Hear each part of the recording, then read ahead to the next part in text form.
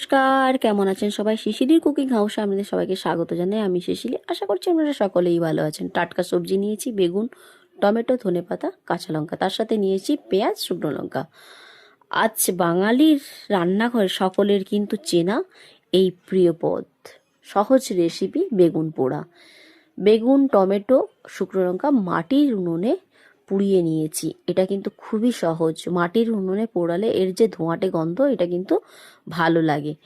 আপনারা চাইলে গ্যাসেও পোড়াতে পারেন, কিন্তু মাটির উনুনের যে পোড়া বেগুনের ধোঁয়াটে গন্ধ, স্বাদ বাঙালির একটা আলাদা তৃপ্তি দিয়ে এনে দেয়। তার সাথে কিন্তু দিয়েছি বেগুন, এর সাথে দিয়েছি টমেটো, শুকনো লঙ্কা।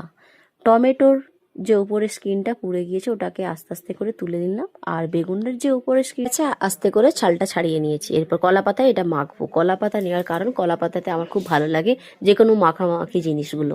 কলা পাতা নিয়েছি, কলা পাতার মধ্যে সামান্য নুন দিয়ে দিয়েছি, পোড়া শুকনো লঙ্কা হাত দিয়ে মেখে নিলাম, তারপরে কাঁচা লঙ্কা দিয়ে ধনে পাতা, কেটে রাখা ধনে পাতা কুচিয়ে দিয়ে দিলাম, দিয়ে হাত দিয়ে এবার ভালো করে আবারও মেখে নিচ্ছি।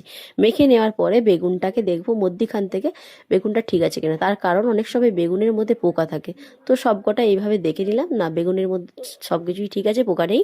তো এরপরে দিয়ে দিলাম একে একে করে টমেটো, বেশ অনেকটা পেঁয়াজ, লম্বা লম্বা কেটে রাখা পেঁয়াজ দিয়ে দিলাম পরিমাণ মতো নুন আর সর্ষের তেল। এটা দিয়ে ভালো করে মেখে নেবো। টমেটোর যে টকটক ভাব, বেগুনের মিষ্টতা, দুয়ে মিলে একটা ক্লাসি ভাব এনে দেয়, আর গরম গরম ভাতের সাথে খেতে অপূর্ব লাগে।